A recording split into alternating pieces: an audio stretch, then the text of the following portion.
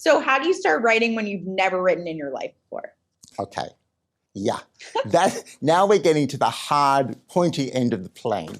So the thing is, if you've never written before, it doesn't just come magically, like all of a sudden you're a writer. You've got to pre-plan it. You've got to really strategize.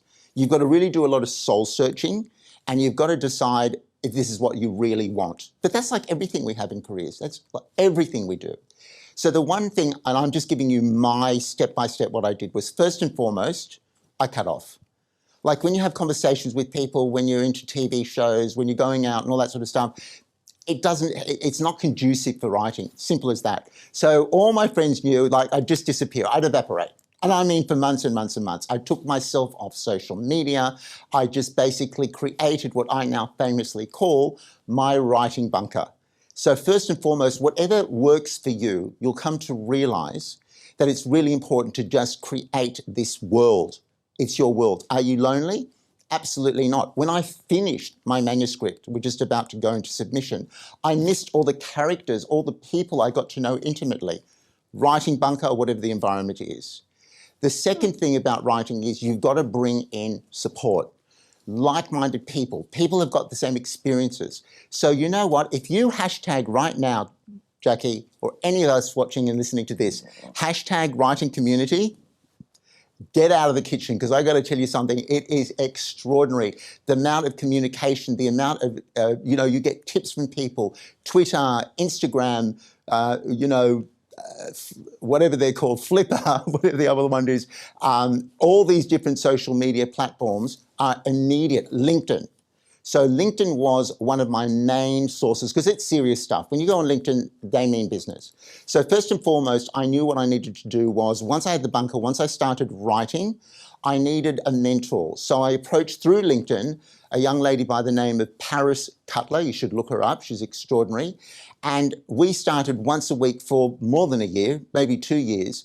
Every week there would be this painful Zoom meeting. And she'd kind of say, all right, this is working, that's not working. But a good mentor, and a tip for everybody is, if somebody starts trying to write your manuscript, they're not a good mentor. The second thing was, I thought, okay, I've got it to some point. It was 155,000 words.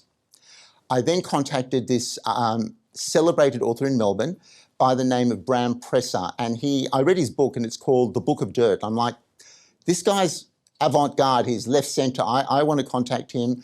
I had read the book. I told him I read the book. You've got to know your person that you're approaching. He said, I'll do it. So he read the whole thing in entirety. And then he came back and he said, I'm going to give you a pass and fail on every chapter. Pass means it's ready for submission. Foul means go back and it's not strong enough, or you're missing a beat, or it's too long, or it's dragging, or it's like I fell asleep. That kind of criticism. You've got to be ready for criticism. And then the final process was with Dr. Rachel Conn. Now, she's a really famous author. She does a lot of theological work, which is, mine is also very deep as well, because it's bearing of the souls. And she just finished reading it. Again, that was actually contact through my sister Lillian in New York. And that was the final process. The other thing is, there are writing schools, seminars. A friend of mine has just finished 1 year and she's going into another year. So believe it or not, you're not alone. Even in your writing bunker, you're not alone.